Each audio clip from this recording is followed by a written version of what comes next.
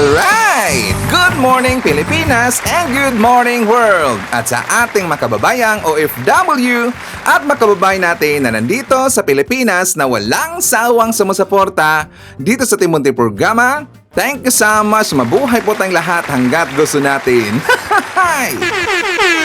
Well, anyways, tuloy-tuloy na po tayo sa tigbabalita dito ng mga tamang balita at sagutin ang maling information na ipapakalat ng mga fake news peddlers, ng mga anti-Marcos, lalong-lalo na doon galing sa mga DDS na mga saltik makabayan. Yes, dapat silang sagutin. Bakit? Kasi paghahayaan natin sila na lagi pong naninira araw-araw kay BBM at sa Marcos Administration sa katagalan makabayan, akala mga paninira, bagay totoo yan sa mata ng ibang tao. So dapat silang sagutin kasi ang bagong Pilipinas, bawal po ang mga sinungaling. At syempre, kasama niyo pa rin si Sir Ivan, ang pinakabulol na vlogger sa balat ng YouTube, pero bibigay sa inyo ng mga totoo at mga preskong balita na kinukuha natin sa takapitbahay na social media. So magalang buhay sa ating lahat bagabayan and a happy Monday sa ating lahat. Okay, so before tayo mag-start bagabayan, well, syempre, as usual, i-check more natin ang ating mga viewers na may maraming comment dyan sa baba sa ating comment section ng ating pong top 5 commenters. At nandito sa listahan, ang nanguna po si Ma'am Shane Sibal. Meron siyang 78 na mga comments. Nandiyan rin po si Sergio Calma. Meron siyang 62 na mga comments. Sonia Darnaila. Meron siyang 38 na mga comments. Nandiyan rin po si Mary Flor Espirito. Meron siyang 34 na mga comments. And Lina Sabado. Meron siyang 19 lahat na mga comments. Again, thank you so much po sa ating top 5 commenters. At siyempre, pasalamatan natin ating po mga silent viewer this thing channel. Thank you so much. At siyempre, pasalamatan po natin ang lahat ng mga viewers na lagi pong nag-like, laging shares ng ating mga videos, at doon sa ating mga viewers na subscribe sa ating channel. Thank you so much. At syempre, hindi natin kakalimutan, i-shoutout natin ating mga pinalangga na mga legends, ang mga senior citizen. Hello po, kumusta ang lahat? And also, i-greet natin ng happy birthday sa anak ni Abby Smith na si Samantha.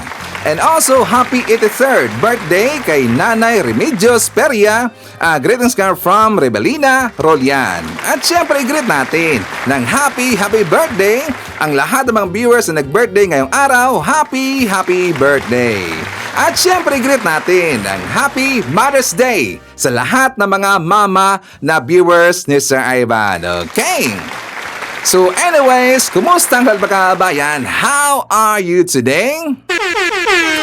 Well, today is the big day makabayan. Ngayong araw po, ang araw ng botohan. Mga DDS, huwag magpakabobo. So iboto ninyo yung mga tamang mga kandidato, yung mga karapat-dapat talaga na mamumuno dito sa ating gobyerno. Lalo-lalo na ang mamuno dyan sa Senado. Okay? So huwag magka-buta, bungol, walang narinig, pero kahit meron ng alam na meron pong ginagawang kabulustagan, yung kabilang grupo makabayan, yung padapa laban, magpakabuta at bungol pa rin. Walang narinig, nakatikip yung mukha kasi nga natakpan ng pera makabayan.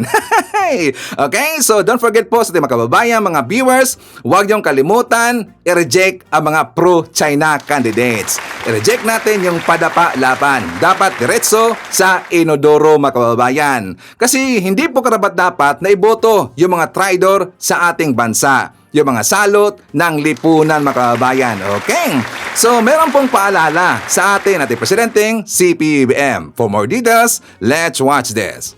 Mga kababayan, ngayong halalan, gamitin natin ang ating karapatan at gampanan ang ating pananagutan bilang mamamayang Pilipino. Isang pagkakataon ito para marinig ang boses ng bawat isa at may pahayag ang mga pangarap na mahalaga sa inyo at sa bayan. Iba't iba man ang ating paniniwala, iyan ang diwa ng demokrasya. Pero ang pagkakaiba ng opinyon ay hindi dapat mauwi sa gulo o pananakot. Ipinaglalaban natin ang kinabukasan sa balota, hindi sa lansangan, hindi sa karahasan. Kaya bumoto po tayo. Piliin ang tapat, may malasakit at may kakayahang magsilbi. At sa mga kandidato, igalang natin ang proseso. Tapusin natin ang halalan ng may dangal at katahimikan. Magtulungan po tayo upang mapanatili ang isang maayos, mapayapa at makatarungang halalan. Maraming salamat. Mabuhay ang sambayanang Pilipino. Mabuhay ang ating demokrasya. Okay, so mga kababayan, ito na po ang chance natin na dapat palitan ho yung mga senador na wala namang ginawa doon sa Senado, kundi puro lang papaipal mga kababayan at kundi puro lang pagprotekta sa isang taong hindi naman po nagtatrabaho mga kababayan at meron pong nakitang anomalya, pangungurap. Okay? So palitan natin sila. Walang kwenta yun eh. Sayang ang ating pera mga kababayan. So anyway, siya nga pala no, pasensya na hindi nyo po nakita si Ivan for 2 days ba? 2 days ba tayong walang vlog mga kababayan? Kasi nga napaka-busy po ni si Ivan. Aside pa ho doon sa namatay kasi aking pinsan mga kababayan, so until po na siya po inilibing, busy talaga kami. At saka nagsitatingan po yung mga relatives namin from other country mga kababayan. So kami po ay nag-get together, nag-gathering po yung pamilya namin mga kababayan. So very busy talaga. Hanggang ko po pumunta doon sa Ormoc kasi meron akong pinuntahan mga kababayan. Masakit na kasi aking mata. Napagawa po tayo ng ating bagong eyeglass mga kababayan. But anyways, tayo po'y napaka-active sa Facebook account. Doon po sa Facebook mga kababayan, maralaman nyo po yung mga lakad ni sa Ivan. So hopefully na nakapag-follow na ho tayo at saka gin-like nyo na po yung Facebook account ni sa Ivan na Jill Revy TV. Okay? Marami pong mga post doon sa Ivan. So hopefully po, nabibisitahin nyo po ang ating Facebook account. Okay? At saka, alam nyo mga kababayan, sa hindi po nakakaalam na every 3 o'clock sa madaling araw po nagbablog si Ivan. Kaya nga napapansin ninyo na mostly 5 o'clock in the morning to maximum 7 o'clock in the morning mga kababayan. Diba dyan po tayo nag-upload? Mostly 6 to 7 in the morning. Kasi ako po yung nagbablog madaling araw mga kababayan. So 3 o'clock. 2 to 3 o'clock madaling araw. Napapansin nyo ba na meron pong ingay ngayon na mga aso mga kababayan? Kasi nga, dito po sa aming lugar, supposed to be, ito po yung napakatahimik mga kababayan. Yes, matahimik po ang lugar ni Sir Ivan. Nasa sityo ho kami. So kapag mga 5 o'clock na or probably 6 o'clock in the evening mga kababayan, napakatahimik po ng lugar dito ni Sir Ivan. Pero ngayon, ang ingay mga kababayan, take note, anong oras ngayon? It's still 2:45 in the morning. Madaling araw mga kababayan. 2:45 madaling araw. Ang daming tao dyan sa labas. Diba? Padandaan, meron kang van eh. Kasi dito po sa aming mga kababayan, kahit masikip po yung daanan namin dito, meron pong siyempre nakapasok po yung sasakyan. At saka talagang convoy yung van mga kababayan. Tapos ang dami pong nagsipasukan dito na nakamotor. Hindi natin alam kung ano ang kanilang ginagawa dyan po sa likuran mga kababayan. Dyan po sa lagi pong binibisita ni Sir Ivan yung tinutulungan ho namin. 'Di ba? Kasi nga marami pong butante dyan sa likod mga kababayan. Most likely nasa 300 to 400 yata lahat sila dyan. Marami dyan sila sa likod mga kababayan. 'Di ba? Siguro nagbabantay na, baka siguro kamang-kamang mga kababayan. Alam niyo ba yung term na kamang-kamang? Yung nasa dito ka na grupo na inyong iboboto or dito po sa grupo ni Mayor, pero yung pumunta dito mga kababayan, yung grupo sa kabila. So sila po nababakasakali na baka makuha pa nila at saka bibigyan mga kababayan. Yun pong ibig sabihin po ng kamang-kamang. 'Di ba? Baka sila makakuha pa. At saka napaka-busy talaga eh. Tingnan niyo, maingay sa labas mga kababayan. At saka yung grupo rin po ng kabila nila ni Mayor, syempre may CCTV yan. Nagbabantay mga kababayan. Baka ano yung ginagawa ng kabilang grupo. But normal talaga yan, di ba? Yan po ay alam sa mga taong nandito po sa probinsya mga kababayan. Kahit dyan nga, di ba, sa syudad area, sa Manila man, NCR, sa ang lugar po ng Pilipinas, ganyan talaga kapag election time mga kababayan. 'Di ba? Napaka-busy kasi nga yung araw na po, mamaya na po 7 o'clock in the morning, 7 o'clock ba mag-start yung voting mga kababayan. Pero pumunta si Sir Ivan doon sa present namin, mga most likely mga hapon ho ako. Siguro mga 1 o'clock or 2 o'clock sa time po nagigising na po si Sir Ivan. Okay? So mamaya ila-live natin mga kababayan. Kaya yun nga, ang busy talaga eh. So ngayon, ito po mga DDS mga kababayan, 'di ba ang dami lang ipinakalat ngayon ng mga fake news. Kasi nga Siyempre sila po ay nagpa-panic mode na. Alam kasi nila makaabayan na sila po ay matatalo sa election na to.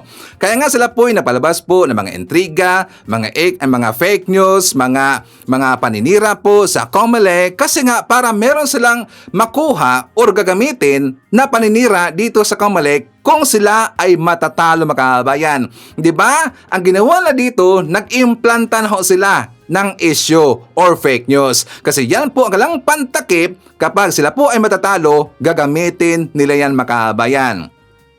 At saka una po sa lumabas na paninira makaabayan, di ba yung sample ballot na meron daw, binigay daw ng mga sample ballot, di ba yung unang kumalat doon sa Bataan siguro yun if I'm not mistaken, na yung sample ballot makaabayan, meron daw nakalakip kasama na 5,000 pesos. Ibig sabihin, ang kanilang pinag-ingay dito makaabayan, yung vote buying. Vote buying daw yung makaabayan. At saka, matanong natin, no, itong mga DDS, real talk tayo. Sino ba ditong, meron bang kandidato, ito na lang ho, yung tanong natin, meron bang kandidato na hindi nagbo-vote buying makaabayan? Sige nga DDS, meron bang isang kandidato na hindi nagbo-vote buying? Kasi yan po ang lang ginagamit ngayon makaabayan, vote buying daw. Dapat daw i-disqualified na itong grupo na to, itong mga politiko na to, kasi nga nagbo-vote buying makaabayan. Tinatawagan na yung COMELEC. Di ba nakakatawa talaga eh? Pati nga yung mga politiko na kung saan yung mga against dito sa ginagawa po ng ating gobyerno makaabayan, yung pataba-laban, do you think hindi sila nagbo-vote buying? Di ba? Mga kababayan ko, baka sila pa nga yung nangunguna makaabayan, mga DDS. Kasi nga sila po ay funded ng China. Diba silang nangunguna ngayon sa vote buying at marami pong mga kumakalat ngayon na meron pong nabuking nag-vote buying yung kabila makaabayan. Diba meron pong nilabas po ng pictures, for example, doon po sa Cebu City makaabayan. Kasi itong post ni Dean Chase, sabi niya, why am I not surprised? Please verify if this is true. Pero good job kaayo kabay. Ana dawata lang total kwarta man na natong mga Pilipino. Ang sabi niya makaabayan, good job daw doon sa nabigay sa kanya ng information or picture na merong vote buying na nangyari doon sa Dumanhog, sa Cebu City. Kasi nga 'di ba naalala natin, nagbuta doon yung slate ni BBM, yung alyansa makaabayan, 'di ba doon sa Cebu City, sa Dumanhog. 'Di ba sila po ay sinamahan po ng One Cebu sa pangunguna po ni Gov. Gwen Garcia at sa kasama niya yung maraming mga governors doon dito sa Visayas makaabayan. After doon sa kanilang meeting, doon po sa kanilang rally makaabayan, namigay na daw ng sample ballot. Yung sample ballot, meron daw nakalakip na 1,000 pesos makaabayan. Kaya nga sabi dito ni Dean Chase na good job daw doon sa nabigay sa kanya ng picture makaabayan na merong vote buying na nangyari. Sabi niya, i-receive nyo lang daw kasi daw itong pera na to, pera natin makaabayan. Kaya nga ako pinanawagan doon po sa ating mga kababayan na real talk tayo na kapag meron pong ibibigay sa inyo, i-receive nyo lang po. Tanggapin ninyo. Anyways, Probably, sinabi ko, probably, ang pera na yan ay pera ho natin. Galing yan sa tax makaabayan. Sabi ko, probably, hindi ko sinasabi na yan talaga ito makaabayan. Probably, posible na yan po ay pera natin makaabayan. So, i-resibo natin. But it does not mean na ang gusto ng taong nagbigay sa inyo o ng kandidato na yun nagbigay sa inyo, yun na ang susundin ninyo na iboboto makaabayan. Dapat be wise tayo. Anyways, hindi naman nila makikita yan kung sino ang iboboto ninyo. Yes, mark my word, hindi nila malalaman yan. Diba sinasabi nila na merong QR code, meron ng code doon, makikita daw merong mga spotter, meron ng watcher makaabayan. Hindi yan totoo. Huwag kayong maniwala. Hindi nila malalaman kung sino ang iboboto ninyo, okay? So, meron tayong freedom sa ating election during sa pagboto. Iboto ninyo kung sa tingin ninyo na sila po ay makatulong po sa bansa natin at nakita ninyo na meron silang nagawa na sa bansa natin at saka meron na hong track record na talaga pong maasahan natin kapag siya na po ay makaupo dyan sa gobyerno natin, okay? So, vote wise, wag maging bobo. Katulad ng mga DDS, mga bobo yan eh. Mga tanga yan eh. So ngayon makaabayan, ipapakita ko sa inyo itong sample. Until meron tayong pupuntahan po na isang tao mga kabayan. Ito muna kasi ito ang kanilang ipinakalat ngayon. Take note, itong video na ito mga kabayan, this is 3 weeks ago. Take note, 3 weeks ago po itong video na to. Pero until now, ginagamit pa rin po nila sa kanilang paninira mga kabayan. Ito ang ating example. Ito po yung sample balot na pinamimigay nila. Kung papansinin ninyo, kasing laki ito nung original na balota na gagamitin natin sa eleksyon. Pero Okay, bibilisan ko lang ha. Oh. Bibilisan mo, sige. Nakalagay po dito lahat ng mga kandidato na lalaban sa probinsya na to. Bibilisan ko lang. Weng. Ayan, okay na. O, ito po yung likod ngayon yan. Nandiyan yung mga party list na pipiliin ninyo. Kung papansinin po ninyo, kasing laki ito nung actual sample balot nung actual balota na gagamitin sa eleksyon. Amiro. At allegedly, no, ang sinasabi po, ito po, ang kapalit nito 5,000. Wow, sana all. Basta bibilugan na nila straight yung mga kandidato na nagbigay ng balota na to. So, ang duda natin dito, kaya nila pinapalagyan na po ng bilog yung mga kandidato na nagbo-vote buying kasi meron na pong pagpapasukan to na machine. At yung pagpapasukan na machine na to, meron pong SIM card. So, pag nagawa na po nila ito, doon na po mangyayaring switching. Ang sabi, mismo, kamag-anak ng taga-Comelec ang nagsabi, hindi natin alam kung upon travel papalitan, isi-switch o pagdating sa munisipyo. So, dapat makita po ito, no? Dapat makita po ito ng Comelec. Dapat po itong issue na to makarating kay Respicia, kay Atty. Glenn Chong. Ito po yung sample ballot na meron tayo sa mga team suka natin. Oh. Kung pagpapansinin ninyo, ito po yung aktual na balota na gagamitin ngayong eleksyon. So, ang layo, di ba? Ayun, di ba? O, kitang-kita nyo yung layo.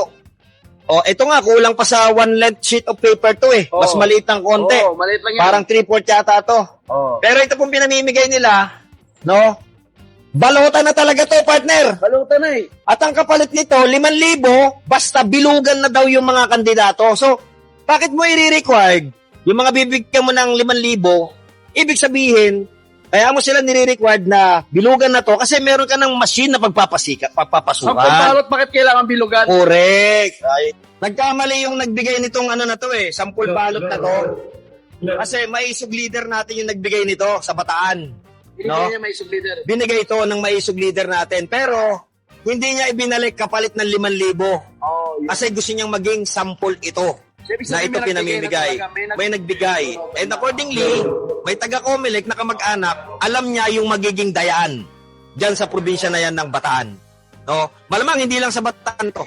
Buong Pilipinas yan. Malamang. Kasi tignan mo yung sa Davao, di ba may mga... Nakita mo sa OFW? Okay, lahat ng pandaraya gagawin po nila. O, di ba? Naluloko mga kabayan. Sino nga nagsabi dito na galing daw yon ang sample balot sa maisog team mga kabayan. Di ba? Sabi niya daw, sabi pa nga niya na sana daw mapansin ito ng Comelec, lalong-lalo na kay Glenn Chong daw mga kabayan. Di ba? Tarantado talaga eh. Ito yung ginagawa ho ng mga DDS. Paninira, panggugulo mga kabayan. Yan na po ay inexplain ng taga-Comelec. Yung kanyang hawak, ipinakita na sample balot mga kabayan. Siya na lang sabi, sample balot. Di ba? Gunggong talaga eh. Hindi nag-isip itong mga DDS, gunggong talaga eh. Di ba? Mostly po sa kanilang mga paninira mga kabayan, dyan lagi sila no, nabubuking sa kanilang mga sinasabi, nadudula sila. Sinabi na nga niya na sample ballot mga kabayan. Sample ballot, bakit daw nire-required yung kanilang mga constituents o kanilang mga followers na bibulugan daw ng itim. Para daw ito ilulusot, baga daw magkaroon ng switching dito mga kabayan kung saan daw i-insert yung yung baluta na yon kasi meron dang ACM or automated counting machine. Yung gagamitin natin po sa eleksyon mga kabayan. Yung machine, ACM po ang tawag niyan. Meron dang machine, counting machine na gagamitin dyan, i-insert na lang po. Kaya magkakaroon daw ng switching during sa eleksyon. Today mga kabayan. Yan po yung malaking kalokohan. Ang sample ballot, hindi nyo po yan magagamit sa machine mga kabayan. Kasi ang gamitin natin po na actual ballot mga kabayan for today's election, meron niyang special number or coding na babasahin ng machine. Kapag sample ballot, wala po. Hindi ho yan mababasa ng machine natin. Iluluwa ho yan o magkaroon po ng error mga kabayan. Tinestingan na ho yan. Di ba nagkaroon po dito ng review, nagkaroon po dito ng testing, tinistingan po yung sample balot at saka yung totoong balota mga kababayan. Ano nangyari doon sa sample balot? Di ba nagkaroon ng error? O di ba tarantado yung mga kababayan? Hindi kasi nanonood during po sa testing mga kababayan. Di ba yung testing, sa hindi po nakaalam sa mga DDS, no, makinig kayo. Sa testing, meron pong nanonood na maraming grupo. Included yung grupo galing po sa nationals or international na grupo mga kababayan. Di ba meron pong tinatawag na foreign observer sa election kahit saan-saang lugar po ng mundo mga kababayan. Any countries, meron pong nagpupunta doon na mga foreigners. Ito mga foreigners na to consist of ilan po, iba't ibang mga lingwahe or ilan po na mga tao. For example, from Japan, from China, from Singapore, from UK or London. Saan man yung mga kababayan? Nagtipon-tipon silang lahat. Meron tawag UN observers yata yung term ang grupo nila. Merong pumunta po sa Pilipinas. And until now, nandito sila sa Pilipinas para po mag-observe sa eleksyon na mangyari ngayong araw mga kababayan. Ito po ang ating balita. Tiniyak naman ho ni Commission on Elections or COMELEC Chairman George Erwin Garcia, hindi panghihimasukan ang presensya ng hindi paghihimasukan ang presensya ng mga international observer sa gagawing eleksyon sa bansa bukas, araw ng Lunes. Inihayag ito ni Garcia kasabay ng pagkumpirmang may 52 pang international observers ang nasa bansa, gaya ng Papua New Guinea, Thailand, Indonesia, Russia, Taiwan, Armenia at Tajikistan.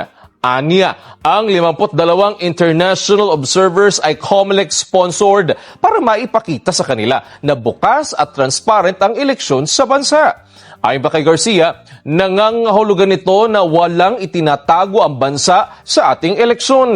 Nilinaw rin ng COMELEC na hindi papayagang makapasok ang mga foreign observers sa polling precincts sa araw mismo ng eleksyon. Nitong Biyernes lang, malugod na tinanggap ng COMELEC ang mga observer mula naman sa US Republican Party.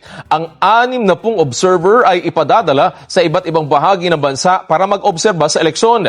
Mayo 7 nang ipadala naman ng European Union ang nasa 104 na short-term observers para sa May 12 elections. O, tingnan nyo, 100 plus lahat po ng mga observers mga kababayan nandito sa Pilipinas para sila po ay mag-check kung meron bang dayaang mangyayari or meron po talagang a fair and square na election mga kababayan. Sila po yung nag-observe nun. Tingnan nyo ilan po lahat ng mga ibang lahi mga kababayan, not just doon sa isang lugar, kundi iba't ibang mga nationality makabayan. So sila po yung nagtipon-tipon kapag mayroon pong eleksyon doon. For example, doon po sa Japan, sa Hong Kong, o sa mga lugar, doon sa London, nandun sila makabayan para po mag-observe, mag-check kung mayroon bang dayaang nangyari, i-report nila yan. Diba?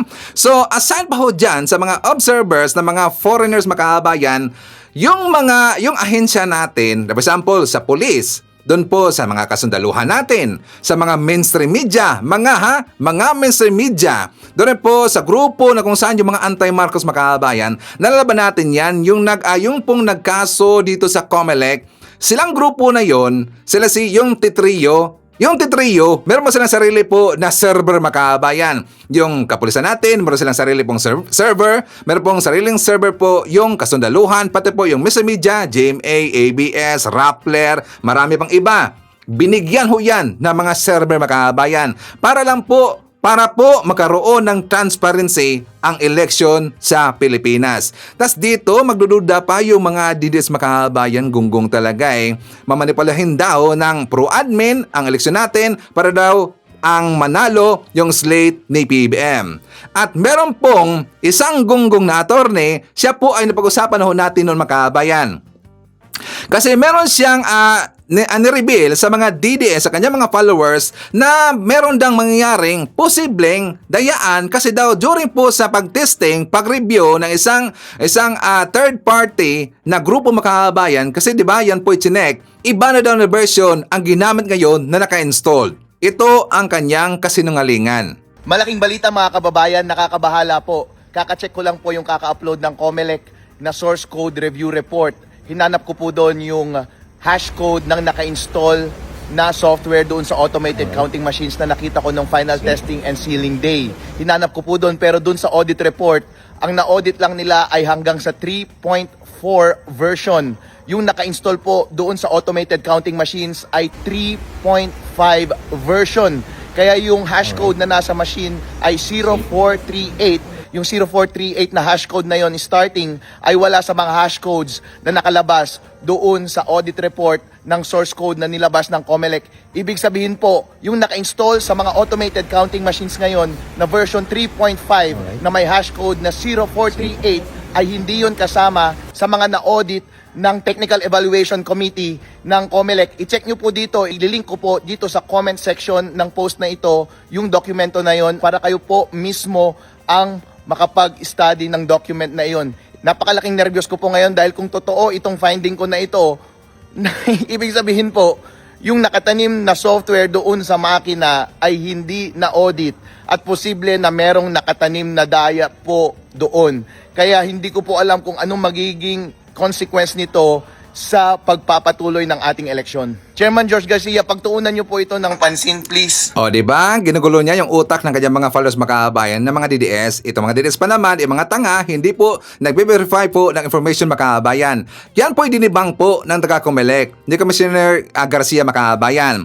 Yung una yung pinakita na screenshot na software version na ka-install doon sa ACM 3.4 makabayan. Yun lang daw ang nireview at saka inaudit ng grupo. Yung 3.5 na currently naka-install doon sa machine makabayan, hindi daw yun na-audit.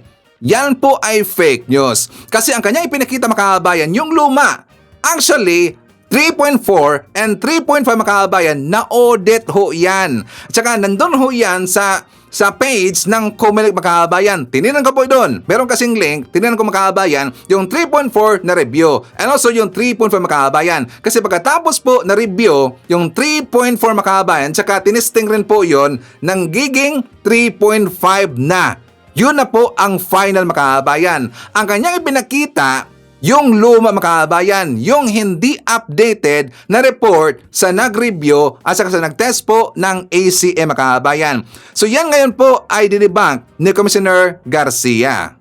Kaya nagsasabing mali daw po yung hash code. Eh, hindi po niya nakita. Yung nakita niyang sinasabing hash code, yung po yung naandun nung nagka-trusted build. Ang final po na naandun sa local source code review, yung po yung hash code. At in fact po, yun po yung pinapakita namin ngayon nung dinibank natin, yung pong yung fake news na po hanggang bukas, may mga lalabas pa ng mga fake news. Kumakalat, sumosobra. Ang sinasabi natin, maaari hindi namin kayo mabalikan ngayon. Pero tatandaan nyo, ang pagsasabi ng kasinungalingan na kriminal pa at that, pwede namin habulin 5 taon mula ngayon. Kasi ang prescriptive period ng election offense ay 5 years. Okay, so according po kay Garcia makabayan, sa kanyang kabuuan po na interview, yung grupo na nag-review at nag-test po sa ACM, pinatutuhanan nila na 3.5 version na ho. Kabilang na doon sa kanilang tinest makabayan or inaudit.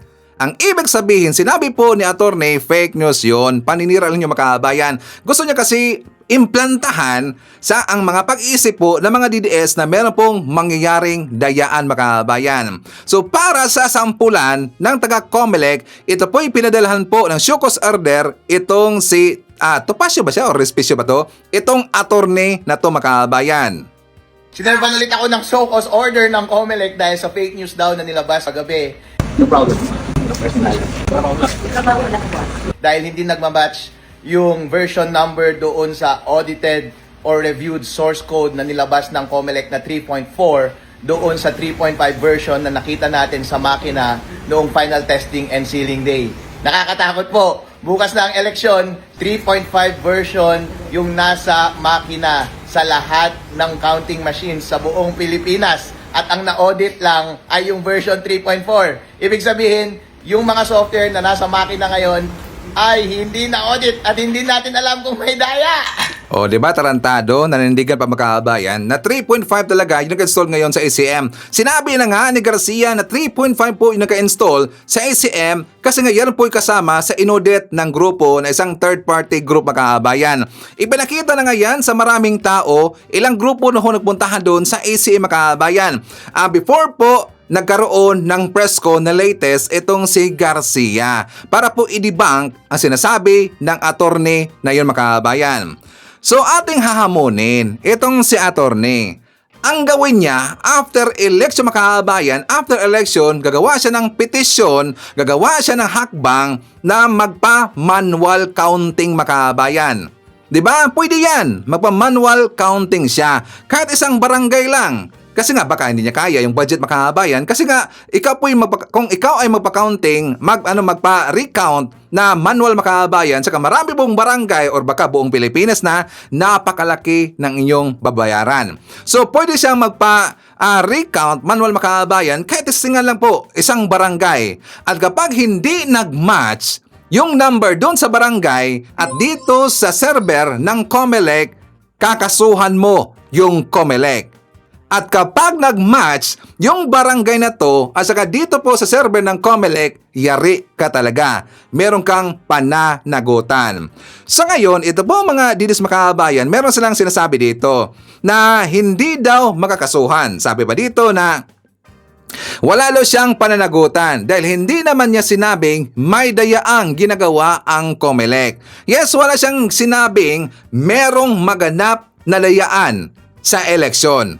Pero kitang-kita sa kanyang mga sinasabi, sa kanyang mga aksyon, sa kanyang banat, mga kababayan, paninira dito, inimplantahan na niya. Nagbigyan ho siya dito ng issue, nabibigyan ho siya dito ng palaisipan sa kanyang mga followers na merong mangyaring dayaan. Kahit ibang words ang kanyang sinabi, hindi talaga na merong mangyari na dayaan bukas ay kayo beware ho tayo, meron pong mangyaring dayaan ngayong araw. Hindi ganun ang kanyang sinabi, mga kababayan. Kundi sabi niya, posibleng o hindi natin alam, baka merong dayaang nangyari. Siyempre, attorney yan alam niya ang kanyang sinabi, mga kababayan, para makakalusot siya kung sakaling siya po ay kakasuhan. Kasi ang sinabi niya, posible at saka hindi natin alam, baka. So, yun ang kanyang ginamit na mga wordings, mga kababayan. Pero siyempre, ito sa mga DDS, na mga gunggong, na mga hindi marunong mag-research, hindi rin po marunong or ayaw rin po makinig sa mga explanation po ng taga-COMELEC, lalo na kay Garcia, mga kababayan, para sa kanila, meron ng mangyayaring dayaan ngayong araw. So ngayon, meron po sinabi itong gunggong na DDS, mga kababayan. Sabi niya, IT expert at abogado yan, kaya alam niya. Huwag kang tanga daw, mga kababayan. Huwag daw tayong tanga kasi daw yung sabi na attorney na yon, IT expert daw. At saka abogado rin daw, mga kababayan. Paano mo i-debunk? Paano mo sasagutin kapag sasabihin namin na siya daw ay IT expert, abogado, pero nabayaran? Diba? Katulad sa mga DDS, diba, nabayaran kasi puro paninira, mga kababayan. Ang ginagawa kasi ng mga DDS, paninira kasi dyan sila bayad, mga kababayan. Dyan sila ginhire. Dyan sila kinontrata na manira sa gobyerno natin, manira sa ating presidente si PBM, manira sa ating ahensya. Dyan sila hinire, mga kababayan. Hindi natin alam. Baka yung attorney na yon, siya po ay ginhire. May kontrata, sisiraan niya yung COMELEC, mga kababayan. Kasi di ba makita natin na siya po ay napaka-confident na magsabi kasi alam niya meron siyang taong masasandalan kung sakaling merong legalidad na mangyayari, mga kababayan. Kasuhan, di ba? Walang problema daw, okay lang yan. Kasi meron pong malaking tao siguro sa kanyang likod, mga kababayan. And also, papakita ko sa inyo ang vlog ni Mike Abe. For more details, let's watch this. Iba na ang pinapakalat. Posible daw na merong dayaan. Ayan na nga ba ang eleksyon sa Lunes.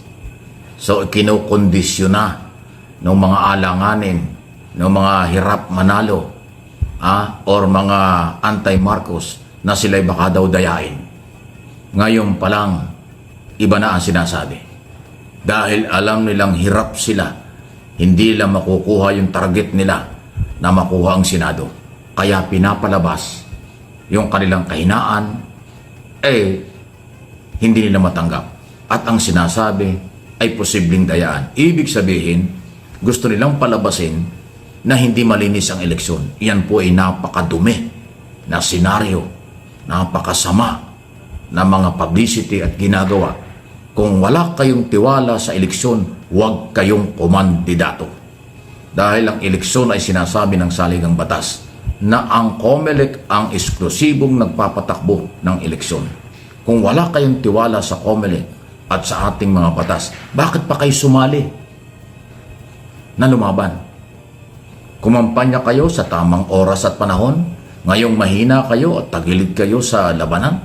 Sasabihin nyo, magkakadayaan, posibleng magdayaan, mawawala kayo. Ibig sabihin yan, gusto nyong ikondisyon sa isipan ng tao na pag natalo kayo, dinaya kayo. Wow! Yan po yung napakadumi na sistema. Napakalumang pamumulitika. Again, hindi po mangyayari ang dayaan. Kasi po computerized ito, nakalatag lahat, tiniyak na po ng PPCRB, yung pastoral group na volunteer na sila may hawak ng record at alam nila ang kaganapan from day 1 hanggang sa uli, hanggang sa matapos ang bilangan. Kung ano ang record ng COMELEC, yun din ang trabaho ng non-government organization ng PPCRB na deputized, accredited ng COMELEC na allowed sila na magsabi kung sino ang mga leading canvassing nationwide. Kaya ho, at iba pang sektor. Marami mga watcher ang political party at mga kandidato nationwide from local to national. Ginawa ng lahat ng pamahalaan na maayos ang eleksyon. Tapos ngayon, palapit ng halalan, sasabihin nyo, posible ang dayaan. Ay, di ba, isang pagsabotahe ito. Again, paninira sa sistemang politika ng Pilipinas. Sinisira na naman tayo sa international community. Sinisira naman tayo nitong mga grupong ito para masira ang imahe natin sa eleksyon. Ginagastusan ng Pilipino. Ginagawan lahat ng paraan para tayo makahabol sa international level, sa international ng maayos, malinis at mabilis na eleksyon. Pero ang sumisira ay mga Pilipino rin, nakaalyado o kasama ng mga politikong tagilid kasi ayaw sa kanila ng mga botante. Kumampanya sila ng 3 months, ngayong palapit ng eleksyon at hindi sila tinangkilik ng tao, papalabasin, posibleng dayaan para sabihin sila inadaya, dinaya, kaya hindi manalo. Isang karumal-tumal o isang hindi po karatanggap-tanggap na mga statement. Kung saan ang gagaling yan, alam mo na yon. Alam na ninyo yan. Hindi yan manggagaling sa kandidato ng administrasyon, hindi yan manggagaling sa matitinong kandidato, yan ay nanggagaling sa mga makasarili at mapanirang grupo. Sasali sa eleksyon, pagka natalo, sasabihin dinaya. Pinayagang kumampanya ng napakahabang panahon, 3 buwan ng kampanya, hindi sila tinanggap ng tao. Ngayong mahina, sasabihin dadayain. Wow! Anong klaseng mga tao kayo?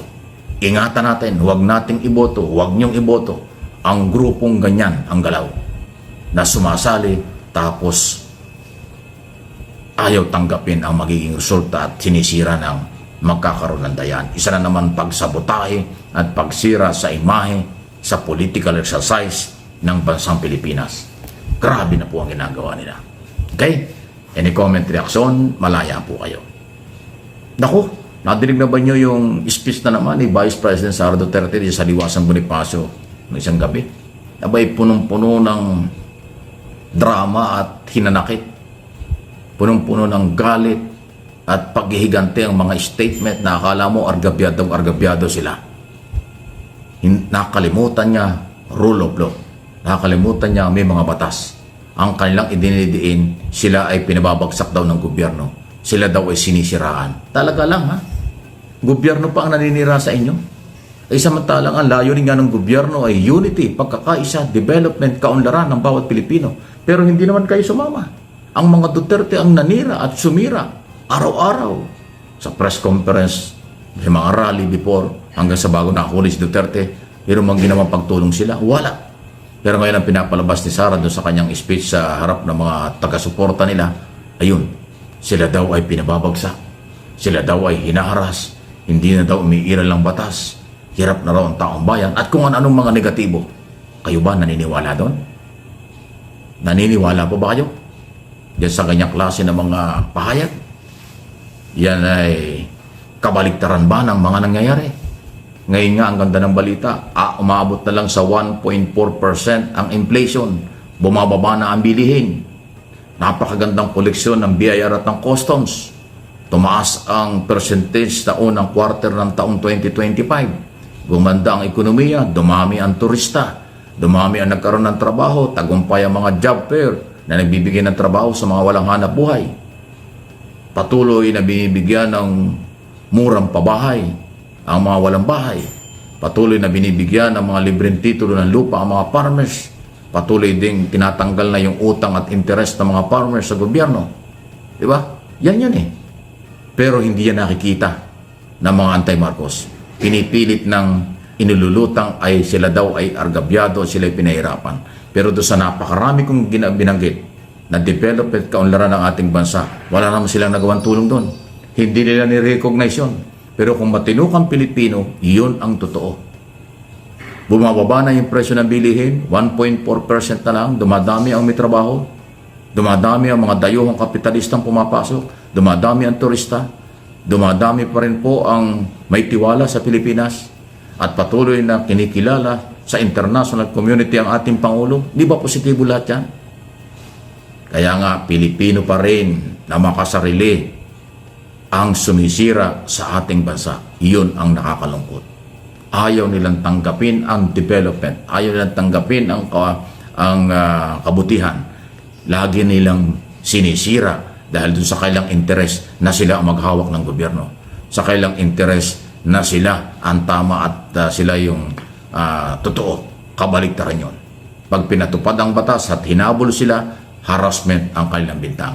Pag pinairal ang batas, rule of law, sasabihin pananakot sa kanila.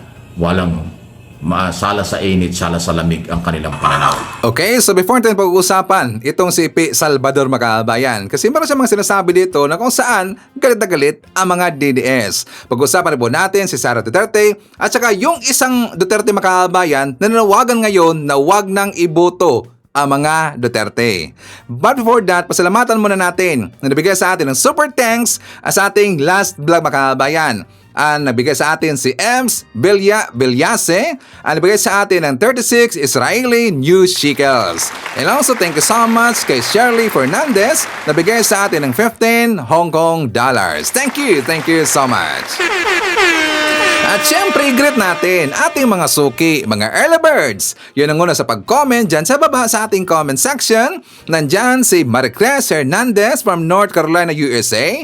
Nes Aligredi. Nandyan rin po si MC Big Dallas, Michael Vinas, Leoncio Jr. Caga, nandiyan rin po si Eloisa Taha from Riyadh, Liorena Juan Sison from London, hi to Jove Montero, Tess Faraon, hi to Lola Liz Filipina Live from Charleston, South Carolina, USA, hi to Nonoy Florin Hills from Madawi City of Cebu. I-shoutout natin si Lita Blancillo from South Korea, Ellen Oraa, nandiyan rin po si Lorelie Bernardo from Toronto, Canada, Beth Hariolning, and hi to Sir Jaime Garcia. Nandiyan rin po si Direk Erwina Argilias and Direk William Mayo. Okay. So mga kababayan ko, before na pupunta doon, sa sinabi ko tungkol kay P. Salvador Makabayan and also Sara Duterte, ipapakita ko muna sa inyo itong vlog ni Ken Garcia na meron pong isang pamilya Duterte na nanawagan na huwag iboto yung mga Duterte Makabayan. For more details, let's watch this. So ito po ang pamangkin ni Duterte na pinsan ni Sara, pinsan ni Pulong, pinsan ni Baste. Ito po mga kababayan. Please, vote for, don't vote. Please don't vote for any Duterte ever again. So ito po ay si Noeli Duterte, pamangkin ni Digong. Ayan mga kababayan. So ito po mga kababayan, yung post nitong Noeli Duterte. Ayan, napamangkin ni Digong. Ang sabi, Noeli Duterte, wait lang, akala ko ba mataas ang glucose? Bakit may papitsa? Also, ladies of the Verdugo, you know where they're taking him. It's called The Hague in the Netherlands. Samahan nyo na lang kasi, get your plane ticket na, bilis. Sabi pa niya dito, okay, I got my wish to see him arrested. My next wish to watch him get tried and convicted by the International Criminal Court at The Hague. One wish at a time lang muna. Yan ang sabi ng pamangkin ni Digong, mga kababayan. Oo. Di ba? Ma'am, anong pangalan? Ayan, may nag-comment kasi dito. May pangalan nagpa-shout out. Hindi ko na mabasa na. Meron kasing nag-flag ng comment dito na isang hindi uyaw na hindi nila matanggap ang katotohanan na mismo ang pamangkin ni Digong na si Noely Duterte ay nanawagan na don't vote Duterte ever again. So nakita niyo naman mga kababayan na mismong pamangkin na ni Digong ang nanawagan na wag niyo nang iboto ang mga Duterte ever again. So bakit nga ba nagkakaganito mga kababayan na mismong pamangkin, di ba? Mismong pamangkin ni Duterte nagsalita na kung bakit ayaw niya na iboto ang mga Duterte sa Davao again. Sabi niya, not only in Davao but also in the whole country, whole Philippines. So bakit nga ba? Ano nga ba ang umpisa at punot dulo nito kung bakit ganito? Ito mga DDS, ito'y aral na po ito. Puro fake news ata ang mga DDS. Miguel, shoutout sa'yo. Alam mo sa totoo lang, ito bilang aral, mga DDS, kung mismo kayo, ngayon ninyo patunayan na talagang bobo kayo. Ngayon ninyo patunayan na talagang tanga-tanga kayo. Bakit? Mismo, pamangkin ni Duterte na si Noely Duterte, anak ng kapatid ni Digong. Anak ng kapatid ni Digong ito na babae. Noely Duterte, pinsan ni Sara, pinsan ni Pulong, pinsan ni Baste, pinsan ni Kitty, pamangkin buo ni Digong Duterte na nakakulong ngayon, ayaw sa ugali nila. Di ba? Biruin niyo mismong kadugo, kamag-anak, pamangkin, anak ng kapatid. Ngayon ninyo sabihin na tawag dito, mali. Mali ang aming sinasabi na bobo kayo, mga DDS. Ngayon ninyo sabihin na hindi kayo tanga. Ngayon ninyo sabihin, mga kababayan, na hindi kayo tanga, hindi kayo bobo, mga DDS. Klarong-klaro, di ba? Mismong pamangkin umayaw kasi ang pangit ng ugali ng mga Duterte na yan. At mismong pamangkin nagsabi na inaantay niya at nag-wish na sana, di ba? Na sana makulong at makonvict si Digong sa dahig sa Netherlands. Di ba? Putragis na yan. Tignan ninyo, mismong pamangkin nag-post. Ano bang post dito? May isa pa. May isa pa, reaction niya kay Vice President Sara Duterte. Ayan reaction niya. Anong sabi? Noely Duterte reaction on OBP bomb threat. Wow! They even plan their own bomb to support their persecutor. Delusions. Ito pa. Saan ka pa? They plant their own bombs in their own office to support their persecutory delusion. While little Miss Sara is out of the country. Is out of the country. While little Miss Sara is out of the country, of course. So what was the bomb supposed to do exactly? Right, to give credence to her claims of threat when she's the one who went on a midnight run to say she hired an assassin to kill Junior, Lisa, and Martin. Diba?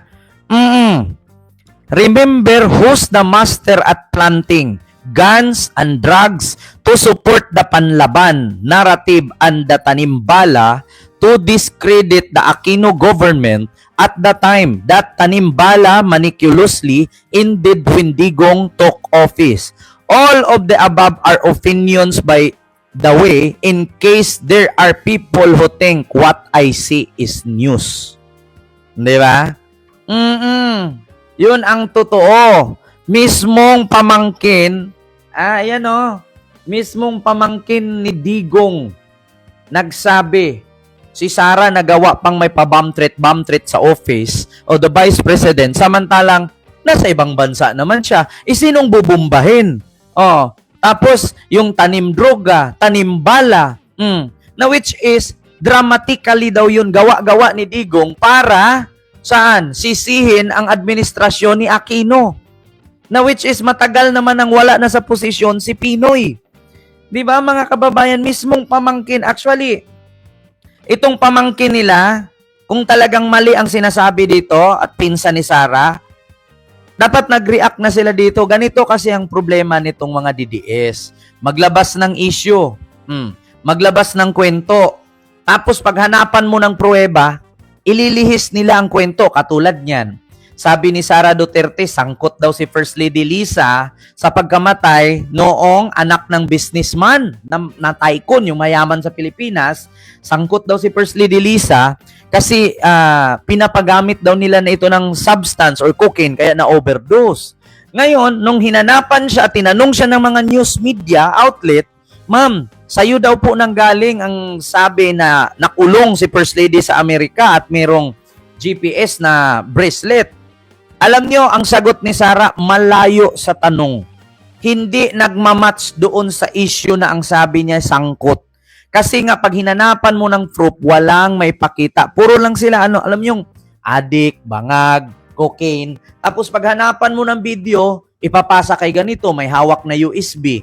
Tapos pag hinanapan mo yung sinabi nila, saan yung USB, ipapasa na naman dun sa isa. Katulad kay Harry Roque, naglabas sila ng piki na cocaine ganon. Ngayon hinahanap kay Harry Roque, nililipat niya doon kay Maharlika. Ngayon naman si Maharlika, pag hinahanapan, ililipat naman niya doon na naman kay Peebles. Diba? Mga kababayan, daming hugot, daming gimmick, wala namang ginawang proyekto. Di ba? Alam mo, okay lang sana kung punain yung gobyerno kung tulog eh. Okay lang sana kung punain ninyo ang gobyerno kung nakapikit. Ang problema, yung mga pumupuna, yun yung may mga kasong tambak-tambak. Katulad na yan sa confidential fund issue, sa DepEd at sa Office of the Vice President, hindi masagot-sagot. Tapos, pagka hindi nila masagot, ang batuhin, si BBM na naman. Pag may pinatay, kasalanan ni BBM. Pag may nahuli na binugbog ang kapatid, sabihin kay BBM na naman. Ngayon, merong pukpok nagreklamo na hindi nabayaran ng kapatid. Sabihin, si BBM na naman ang may kasalanan. Aba, si BBM ba umiyot? Diba? Ang dami, basta ang dami-daming ano. Ito pa, isa. Sabi nito, ni Noeli Duterte, so her press conference work. Sabi dito, Noeli Duterte, psychiatrist and niece of Rodrigo Duterte on Sara Duterte's press con. Sabi niya, so her press conference work, y'all all talking about her. They put on a show because they know it entertains people. The more outrageous the words, the better. They know exactly what they're doing. This was planned. It has nothing to do with the mental health or illness and everything to do with calculation and manipulation. Yan ang sabi. So, no sane person would imagine beheading someone, sampal pwede. I'm sorry to say, many people imagine doing worse things to others. Ayan no. Yung mga comment ng pinsan ni Sara na nakabase sa Amerika. Okay, so bakit kaya ganun po ang kalalim yung galit ni Noel? Noel ba siya or Noel? Noel Duterte Makabayan. Siya po ay pamangkin po ni Digong. Siya po ay pinsan ni Sara Duterte Makabayan. Siya po ay isang psychiatrist. Nandun po siya nakabase sa ibang lugar o sa US Makabayan. Bakit ganun no? Siya kagalit dito sa mga Duterte? Malamang sa malamang, meron po itong malalim na rason Makabayan. Okay, so meron tayong babasahin muna kasi meron nag-message si Sir Ivan, ito on the spot. Kasi according sa kanya Makabayan, merong tungkol ito, sabi niya, ayaw lang pong basahin po yung pangalan kung sino yung nag-message sa atin dito sa tayong Facebook account Makabayan. Sabi niya, nandiri si Sara sa isang senior citizen. hindi niya nagawang hawakan si Lolo na makabayan. Tatabunan ko na dito. Yan, so ito po yung the spot. Meron po siyang minessage sa atin ngayon lang makabayan. Ngayon lang, minutes ago. So, probably, ito po isang OFW na kababayan natin kasi nga madaling araw ngayon dito dito po sa Pilipinas. So, probably ito po ay OFW na viewer natin. So, itry ho natin itong i-open makabayan. Uy, may music.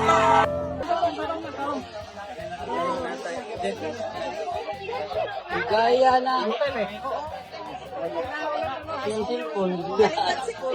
ako na picture mo TV.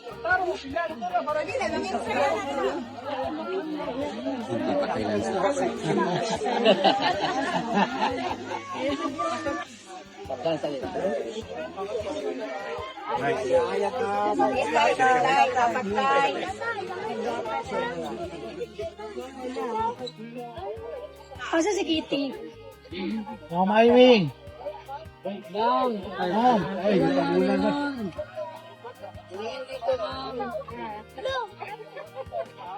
Wala po, man to. Ito na lang.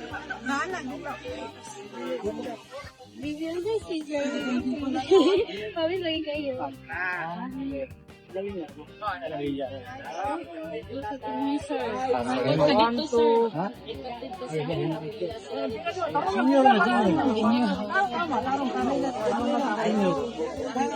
Pila man daw sila dito, sir. Pila sila dito. So, totoo pala makabayan. Totoo po. Itong i-forward sa atin po ng ating viewer. Nandidiri mo si Sarah kasi nga, 'di ba? Mostly kasi makabayan kapag yung yung mga hinahawakan po ni Sarah, yung hindi pa ganun ka taas yung edad, talagang hawak na hawak na si Sarah. Kasi napapansin naman talaga natin, itong ginagawa po ni Sara Duterte makabayan, pakitang tao lang ho yan. 'Di ba? Hindi yan buong puso ginagawa ang kanyang trabaho. Nakikita natin dito na ayaw niyang mahawakan yung si Lolo. 'Di ba?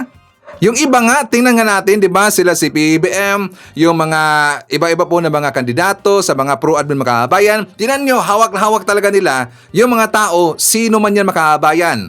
'Di ba? Pero dito kay Sara Duterte, kitang-kita natin, parang nahawa yata siya kay Amy Marcos. Ba? Or siguro, itong si Amy Marcos, dito po nahawa kay Sara Duterte. Pero ang kanyang totoong karakter makabayan, tinago lang ni Sara Duterte. 'Di ba? Kasi nga napansin, naalala ba natin na meron kayo pinakita dito na picture makabayan na meron pong bata, yung mga Gen Z, nagpapapicture dito kay Amy Marcos, pero si Amy Marcos makabayan, biglang bilang gumanon, nag-sidestep ka agad at saka ginanon niya yung bata makabayan. So ayaw niya kasi na mapapicture na hawakan yung tao. Katulad dito po kay Sara Duterte makabayan. Napansin ba natin ay niyang hawakan na gano'n na po ang kanyang kamay makabayan? So thank you so much nga pala sa ating viewer na na-forward po dito sa balita na to. Ito po ay last May 10 makabayan. Ito po sa last May 10, so that is Saturday night doon sa Digo City. Si Sara Duterte nandidiri sa isang senior citizen. O, di ba? Okay, so before tayo mag-jump po sa ating next topic makabayan, mamaya pag-usapan natin itong si Ipi Salvador. Isa naman natin, nandyan po si Rosalina Dumawal, Jocelyn Flores, hi to Maria Cristina E. Fernandez, hi to Noel Narcida, Lerma Halop. Nandyan po si Felicidad Solitas, Sally Bendiola, Norma Ordonio. Nandyan po si Sports Shinobi from South Korea, Sarah Batman Vlog, hi to Rustico Orquiola, hi to Tinkerbell, Leonardo Astillero, Rosemary Bautista, Army Lagaso, and hi to Luz Romero. Okay, may nakita kasi ako na video makahabayan na ito pong si Ipi Salvador, abay, minuramura niya ito si Digong. Tapos sinawag niya na magnanakaw makahabayan. Let's watch this. Magnanakaw sa Duterte! Ang darambong, mga walang kwentang tao, ang mga Duterte. Ay bagsak ang mga Duterte. Killer ang ating Pangulong Rodrigo Roa Duterte. Magnanakaw si Congressman Pulong Duterte. 2 hours later. Sila ba meron tigapagdasal? Para sa amin at para sa sambayan ng Pilipino. Dasal yan. Kaya po kaming lahat ay malakas. Kaya po kaming lahat ay hindi napapagod. Oh, kaya daw sila malakas makaabayan itong si P. Salvador dahil daw kay Kibuloy. Dahil daw kay Kibuloy makaabayan. Oh, tingnan nyo, iba yung sinasabi ni Ipi Makaabayan. Pero yun yata ay mga Spice Plus video. So, gin-organize or tawag dito Makaabayan. Parang tinagpi-tagpi lang base po sa kanyang mga sinasabi Makaabayan. Nabaliktad itong si Digong. Manunakaw si Digong, mandarangbong, tsaka mantitigi daw ng tao itong si Digong. Kapag makita ito ng mga DDS, abay, siguradong galit na galit Makaabayan. ay, good job nga pala no sa gumawa nun. So anyways, ito pong si Sara Duterte Makaabayan, abay, di ba sila po ay nagyabang the other day na panalo na daw sila. Di ba nagyabang sila? Saan ba yun na rally Makaabayan? Naalala ko na eh. Ngayon, sabi na, sure win na daw sila. Pero bakit naglabas po ng fake news ang mga DDS Makaabayan? Di ba? Sure win na daw sila kasi nga marami silang mga supporter ngayon, ilang milyones na Makaabayan. Kasi nga siyempre, kalyado nila yung INC, meron pang ibang grupo na mga sumusuporta ngayon sa padapa laban daw. Pero ang iba, umiwas na. Sila po ay nilaglang Makaabayan. Dito na po sa pro-admin na slate, ang ibang DDS sumuporta. Bakit? Kasi sila po ay nagising. Lalo na doon po sa nangyari kay Duterte, kay Pulong Duterte Makaabayan. Nung sila ay nagyabang na sure win na daw, bakit sila naglabas ng fake news Makaabayan? Anong fake news, Sir Ivan? Naglabas kasi sila ng piki na survey, ginamit pa nila yung Pulse Asia Makaabayan. Yes, ginamit nila ang Pulse Asia. At doon ito unang sumabog sa Davao City. Tas dito po sa Pulse Asia survey na Makaabayan sa Davao City, abay Duterte 83% daw. Nograles 8% lang daw. At saka yung si Cubos 3% daw. Dito daw sa Vice Mayor Duterte 75% na Makaabayan. Itong si Alag 20%, Barcinas 3%. And the rest ng mga Duterte cronies, sila ang mataas. Ang kanilang katunggali, puro mababa ang survey Makaabayan. At yan po'y nakita ng Pulse Asia kasi ito po ay kumalat Makaabayan at marami pong nagsumbong nito ng mga pro-admin vlogger. Isinumbong ito doon sa Pulse Asia. Ang Pulse Asia, ito'y kanyang pinatutuhanan na ito daw ay fake news. Wala silang ginawa na survey na cover sa April 26 until May 6 Makaabayan. Wala. According dito sa Pulse Asia, nakalang statement, May 9, 2025, it has come to our attention that a survey allegedly conducted by Pulse Asia Research in Davao City from 26 April to May 6, 2025 has been circulating on social media and reported by a local newspaper. Tingnan nyo, pati yung mga local newspaper doon sa Davao Makaabayan sumakay sa fake news ng mga DDS. We wish to clarify that Pulse Asia's research did not conduct any such survey in Davao City during the stated period. Since our funding in 1999, Pulse Asia has upheld the high professional standards in conducting surveys and research. We strongly denounce any unauthorized use of our name to disseminate false or misleading information. Ibig sabihin, fake news na fake news Makaabayan. Pero paano ito nakakaabot sa mga local newspapers? Sila po ay sabay-sabay talaga na nag-post Makaabayan. Tingnan nyo sa Balita, Davao. Duterte's leads in the Pulse Asia survey. Naglabas din po ng balita ang Mindanao Times. Former President Rodrigo Duterte leads the mayoral race in Davao City according to the latest Pulse Asia 2025 Electoral Preference Survey conducted April 26 to May 6. Nandyan pa, Sunstar Davao Makaabayan. Meron pang iba, 91.5 Brigada News FM Davao. O tingnan nyo, ang dami yatang binayaran Makaabayan. Diba? Yan ang nakakaduda. Bakit sumakay yung mga local newspapers dyan sa Davao City, hindi naman laging verify kung yan ba ay totoo talagang inilabas ng Pulse Asia Makaabayan. Nakakaduda. Money Matters. O, di ba? Kinontak yan ng grupo ng Maisog. Kinontak yan ng grupo ng mga Duterte makabayan. Kapag hindi kasi makinig yung local newspapers dyan sa Davao City, delikado sila. Kasi nga kanilang babanggain makabayan mga Duterte. O di ba? Synchronized makabayan, sabay-sabay lahat eh. Yan ay fake news. Ito kasi mga DDS, mga sinungaling makabayan. Kailangan pa ba nila magpapalabas po ng mga fake news ang ganun po na survey? Eh di ba samantalang sabi nila, sure win na daw sila makabayan. And Speaking of Kibuloy, kasi nga, di ba, na pag-usapan natin dito sa Kibuloy dahil po kay Ipi Salvador makabayan. Alam niyo ba na meron pong sinabi itong si Cynthia Villar makabayan the other day, sabi dito, Cynthia Villar backs Senate with of Apollo Kibuloy, includes him in Las Piñas sample ballot. Sabi ni Cynthia Villar makabayan, di ba, supportado niya ito sa Kibuloy. Kasi according sa kanya, sana daw ma-overcome niya lahat ng mga ginagawa sa kanya ngayon. At sana ay maging matagumpay siya in the future. O, di ba? Grabe, no? Ang kanilang, di ba merong sinabi itong si Cynthia Villar na meron silang utang na loob dito kay Kibuloy makabayan. Pero hindi nila iniisip, ito si Kibuloy maraming kaso. Kaya nga siya ngayon kulong makabayan. Di ba nakadetain ngayon si Kibuloy? Kasi nga sa kanyang mga kaso na marami talaga. Human trafficking, allegedly marudang ginanon, iniyot daw ng mga minor makabayan, mga bata pa, ang kanya mga tauhan doon po sa QOGC. Di ba? Ang ibig sabihin, RAPIST, itong si Kibuloy makabayan. At marami pang iba. Meron po siyang kaso sa money laundering. Okay, so also makahaban ko, ipapakita ko na po sa inyo ito. Sinabi ni Yusik Claire Castro tungkol kay Sara Duterte kasi nga 'di ba the other day, doon po sa rally makabayan, 'di ba sinabi po ni Sara na hindi daw problema itong si Sara. Hindi daw problema ng bansa natin ang mga Duterte makabayan.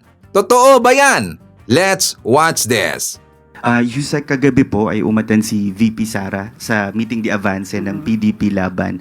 At sinabi niya po, ngayon daw nawi-witness ng buong bansa ang isang systematic demolition job against its political opponents.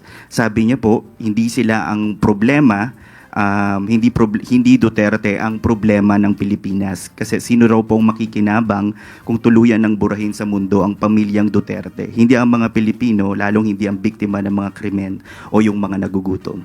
Anong reaction po ng palasyo dito? Opo, tayo po ay nakapanood ng kanyang mga tinuran at ang mga negatibo niya pong nabanggit doon sa ating pagsusuri ay mukhang ang dinidescribe niya po ay ang kanyang sarili at ang pamilya Duterte. Nabanggit niya po, kung di po tayo nagkakamali, sa kasamaang palad, inuluklok natin ang isang leader na walang kakayahan maintindihan ang tunay na kalagayan ng Pilipino. Matatandaan po natin na siya po mismo bilang dating DepEd Secretary, siya ang nagsabing hindi niya kaya. Lalo-lalo na, and I quote, I do not come from the education sector. I don't have an education background. So I cannot review what they are doing. And I rely on their expertise and all the stakeholders who did the review. So, at the time, makikita natin kung paano nga ba napabayaan ang education sector dahil 1.5 million DepEd laptops items stuck in warehouses since 2020 at hindi pa niya ito nagawa ng paraan bilang namumuno sa DepEd noon at si Secretary Angara pa ang siyang nagsosolve ng problemang ito.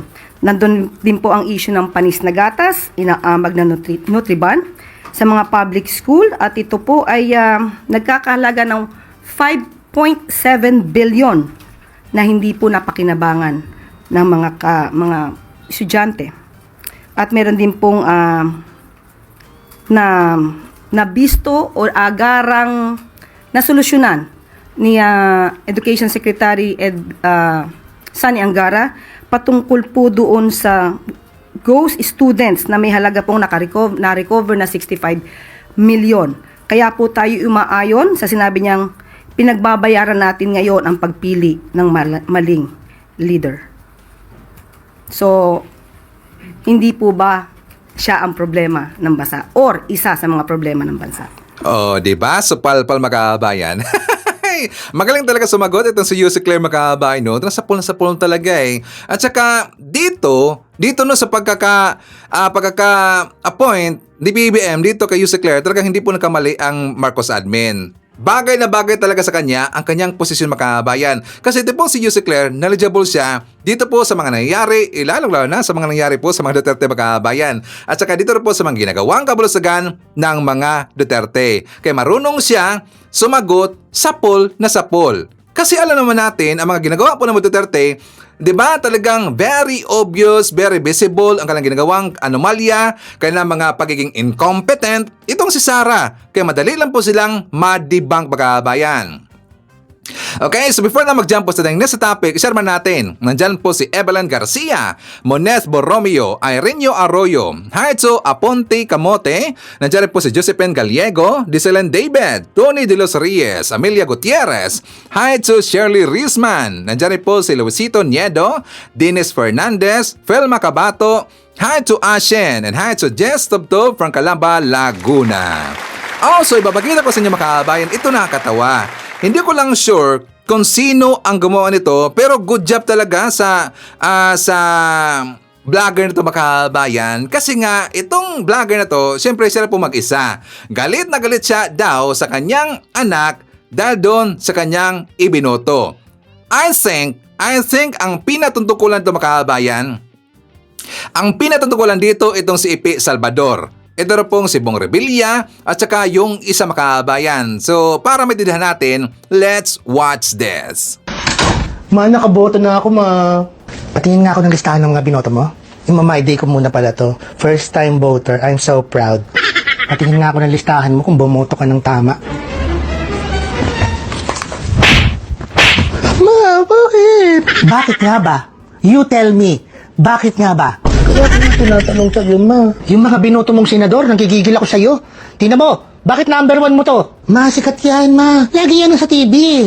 Sikat? Gusto mo hindi ka na sikatan ng araw, ha?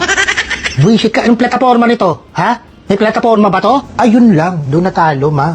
Walang plataforma yan, ma. Pero sabi niya, tutulong daw siya sa tao. Plataforma, tumulong? Ha? Ma, buisit ka. Hindi mo ba alam ang trabaho ng senador? Ang ginagawa ng senador, gumawa ng batas. Ha? Eto, bakit mo binoto to, ha? Ma, sikat yan, ma. Magaling na action star yan, ma. Action star? Sapaking kita eh. Ha? Nanginginig yung lamang ko sa'yo. Ma, sumasayaw ng budot yan, ma. Nakulong na to eh. Ha? Nakulong na to. Binoto mo pa. Ha? Hindi ka na dadala, ha? Parang paduduguin ko yung... Kigigil ako sa'yo eh. Eto, bakit mo binoto to, ha? Lagi nga tayong walang tubig, ha? Ma, pinopromote yun ng paborito kong vlogger, ma. Naaalala mo, nasunog yung kabilang barangay, ha? Yung dun sa street may fire hydrant, yung mga bombero, wala silang makuha tubig. Eto, ba't binoto mo to, ha? May kaso to, ha? Ay, ma, hindi mo kilala yan? Naku, sabi niya, siya daw yung anak ng Diyos, tas ililigtas daw niya tayo. Ha? Anak ka ng putya ka? Wala ka nang ambag sa bahay na to. Wala ka pang magawang ambag sa Pilipinas. Dadamay mo pa kami sa mga maling desisyon mo sa buhay. Ito, bakit mo binoto to? Hindi naman nakapagtapos to. Ha? Ikaw nga hindi ka makahanap ng trabaho mo eh. Kasi hindi ka nakapagtapos, nasa iboboto mo, hindi rin nakapagtapos. Ha? Pag nanalo to, ano mararamdaman mo? Hindi ba unfair sa'yo yun? Kasi ikaw hindi ka makahanap ng trabaho, kailangan nakapagtapos ka. Hindi ka nag-iisip. Alam mo yung utak mo, ibenta mo na lang para mapakinabangan natin dito. Ito, bakit ito yung mayor na binoto mo, ha? Kulang na lang, sakupin yung buong Pilipinas nito eh, ha? Pinatakbo, pati apo eh. Ha? Lahat na lang pinatakbo eh, buong kamag-anak na eh. Gustong pasukin na yung politika eh. Ha? Ay, naku ma, nagbigay ng 5,000 yan kada butante. Binigyan ka 5,000. Lahat ng pinamimigay niyan, hindi mo naisip kung saan nila babawiin, ha? Saan nila kukunin para mabawi nila yung mga ginastos nila? Sa bulsa natin, ha? Sa tax na binabayad natin, sa taong bayan, hindi ka talaga nag-iisip bata ka. Ay, naku ma, nandun ka nga sa listahan eh, kaya kinuha ko na. Kano to? 10,000 to eh. Alam mo, gawin mo, bumalik ka doon sa presinto. Tanong mo kung pwede kang bumoto ulit, ha? Kasi nanginginig naman ko sa'yo eh. Ha? Iba mo yung 5,000 ko, ha? Loko mo, ako na po. O, di ba mga DDS ang mga pinapatamaan doon makabayan? Hey!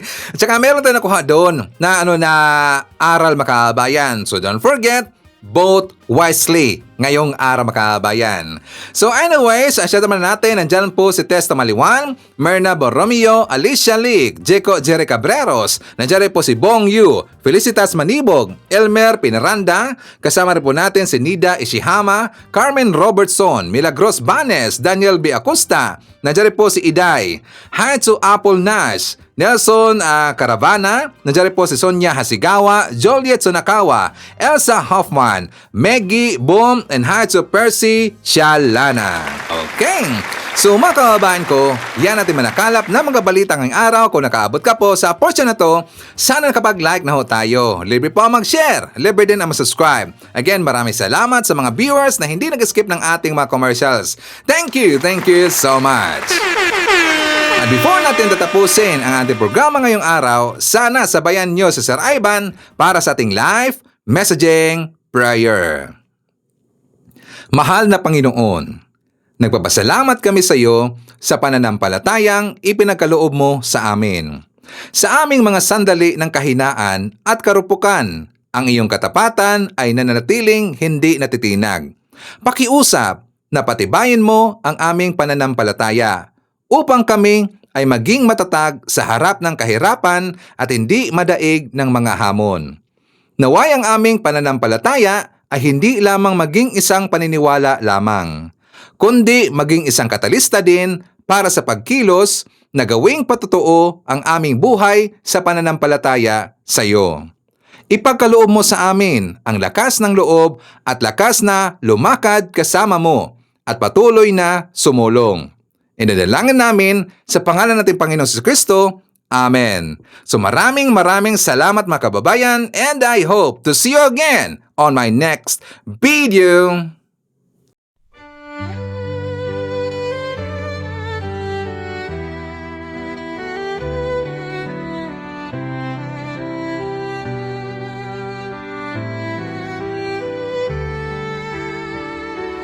Bawat hakbang tinik ang iyong daan. Sa sariling bayan, ika'y hinusgahan. Ika'y siniraan ng ganit sa kapangyarihan.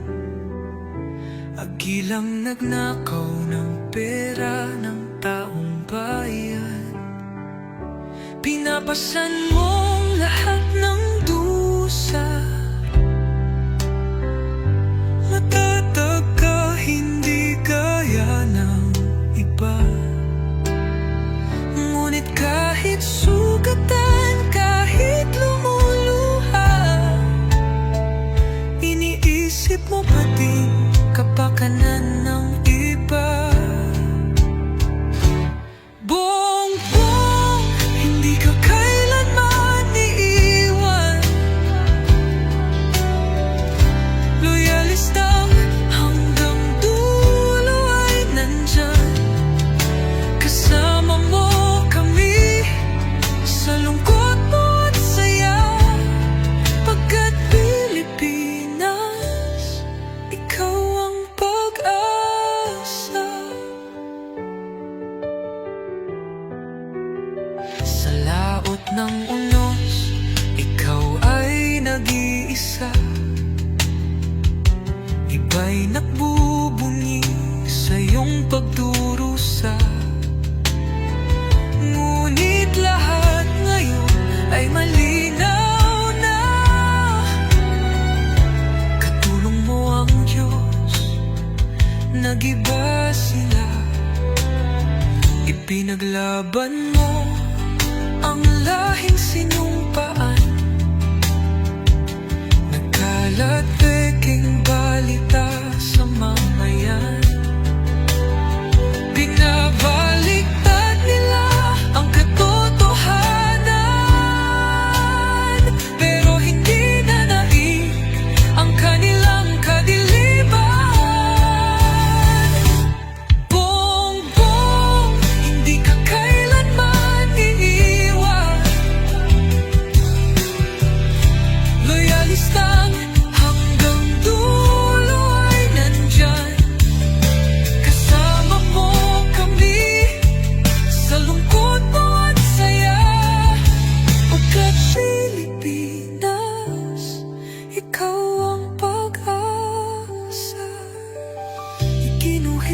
kasaysayan ng pangalan mo, dalisay. Ngunit bakit tila nais kang burahin at si Apolakay? Sa iyong mga mata, may luha ng matinding pagdurusa. Ngunit sa puso mo, bayan pa din ang inuuna. Bongbong, hindi ka kailanman iiwan. Loyalista hanggang dulo ay nandyan. Kasama mo kami sa lungkot mo at saya. Pagka-Pilipinas, ikaw ang pag-asa. Bawat hakbang, tinik ang iyong daan. Sa sariling bayan, ika'y hinusgahan. Ika'y siniraan ng ganit sa kapangyarihan. Hagilang nagnakaw ng pera ng taong bayan. Pinapasan mong lahat